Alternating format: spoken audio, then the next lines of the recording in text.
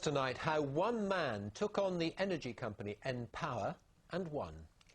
npower employed 5 different debt collection companies to get money from Christopher Poncelet.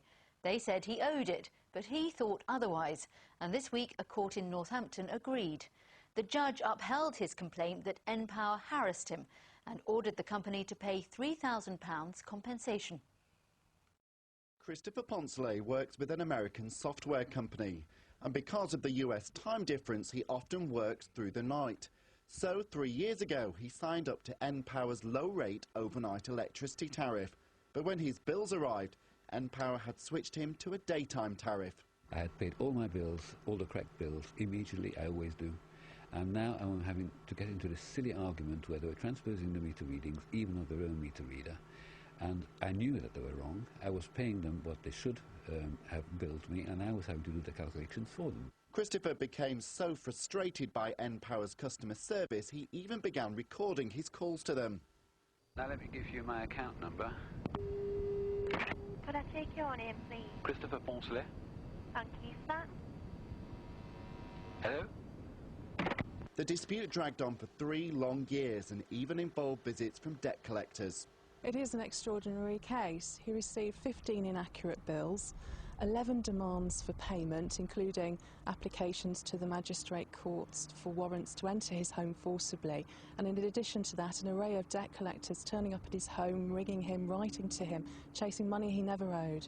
The case finally ended up in court, and in total npower said he owed £600. In fact, it was found his account was in credit. The judge in this case quoted Lord Justice Jacob by saying it is one of the glories of this country that every now and again one of its citizens is prepared to take a stand against the big battalions of government or industry. In response, npower said, "We apologise to Mr Poncelet in court for the mistakes made, and we are currently reviewing our procedures to prevent this from happening again." As for Mr Poncelet, he hopes his case may encourage other people to take on the big boys. It doesn't matter whether it's the Emperor of China who is saying that 2 and 2 is 6 and a monkey who is saying that 2 and 2 is 4. It's the monkey who is right. Stuart Radcliffe, BBC Look East, Northampton. Well, this afternoon I spoke to Audrey Gallagher from a group which stands up for the rights of consumers, and I began by asking what sort of message this case sends. I think the message that this sends to industry is that they need to take a really long and close look at their debt collection processes, because a court of law has now found what they do every day to actually constitute harassment. So it's time that energy companies really sat up and took notice of that and made sure that they were treating their customers properly. £3,000, though, to a company like npower is just a drop in the ocean.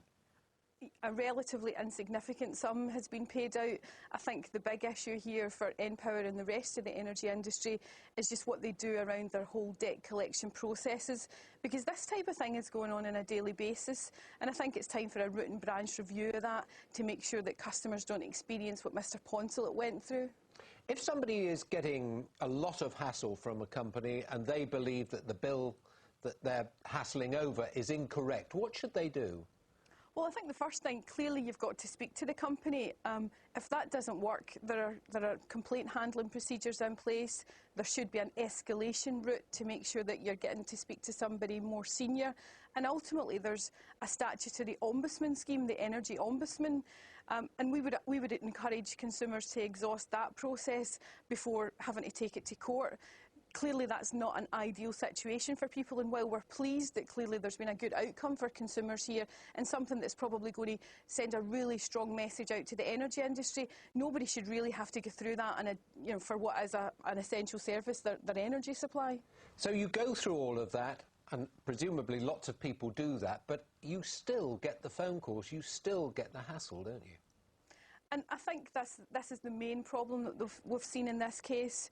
So while there was a problem with bills, clearly there was a problem with the debt collection process, but I think more fundamentally, customer service was just woefully inadequate here, and that really needs to be addressed, as well as all the other issues to prevent this kind of thing happening in the first place. Audrey Gallagher, thank you very much.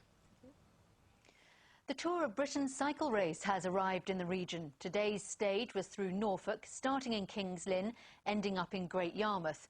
Tomorrow's penultimate stage goes through Suffolk and Essex. It's hoped the event will bring around £3 million to the local economy. Tom Williams has been following the tour and is at the team's hotel now. Tom.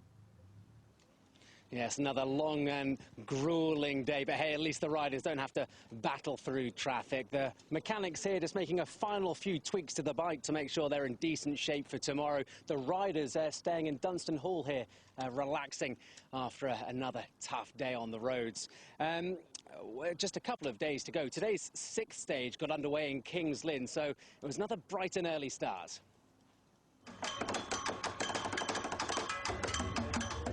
Carnival atmosphere.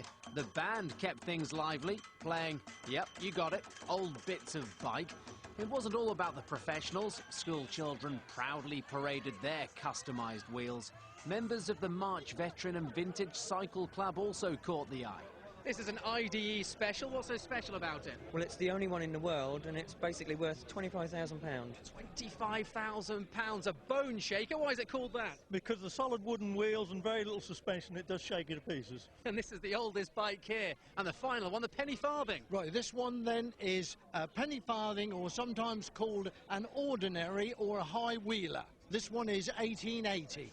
We're only about a third of the duration of the Tour de France. That's by far and away the biggest race. The other two, the Giro and the Vuelta, are also big races, but the Tour of Britain is creeping up on them. It's come at the right time, the end of the summer season. Tourism is such a big industry in Norfolk, and it sort of extends the summer season a bit by having this in the middle of September. 17 teams, but the main attraction, an Olympic star. It's unpredictable today, depending which way the wind's blowing. Obviously it's quite flat and exposed at places. We run down the coast for a lot of the race. The Tour of Britain seems to have been well received everywhere you've been, and once again here in King's Lynn this morning. Yeah, and the sun's shining for once, so that's a bit better for the last few stages we've had. We had a lot of rain this race, and yeah, great turnout this morning. And they're off, 117 miles to go from the start here in King's Lynn. In 5 hours they'll have reached Great Yarmouth. 100 riders, thoroughly outnumbered by an army of support vehicles. A rousing send-off as they wave goodbye to the town to hit the open road. Very few hills, the battle instead against high winds. They flew through Sheringham. Well, the experts did. And after 3 and a bit hours, the chasing pack known as the Peloton flashed in and out of Norwich. Just before 3:30, the leaders powered into Great Yarmouth. Andre Greipel winning a sprint finish. It's been really enjoyable seeing all these top-class cyclists so close to home. This is absolutely wonderful for the town. Wow, what a race! 6 stages down, 2 to go. Tomorrow the circus pitches up in Bury and ends in Colchester. We're with the Sigma Sport Specialised team here at Dunstan Hall. So much paraphernalia goes with the tour. Lorries, caravans. I was staggered by the number of support trucks that were following the riders around today. Dan Dugard is from the team. Amazing, isn't it? Just got what goes with this Tour of Britain. Yeah, there's a lot of equipment involved, especially just for 6 riders. You're talking probably 12 bikes and double that again in wheels, plus all the team vehicles, shipping equipment around to all the different hotels, because you're never in one place for more than a day. So. And Simon Richardson is the team leader. How did you find the Norfolk stage today? It was tough, actually. We've come from like the hills of Somerset into the flatlands, I guess, but there's a real change of pace. We had a tailwind most of the day, so we're travelling at sort of 50 kilometres an hour for most of the day. And yeah, it was pretty tough going, actually. OK, guys, well, thanks for popping out this evening. I'll let you get back to relaxing in the hotel. There's a photo gallery from today on the BBC Norfolk website, and with the tour heading to Suffolk and Essex tomorrow, don't forget to tune into your local BBC radio station for live coverage and, of course, the latest traffic and travel news. Great, thank you.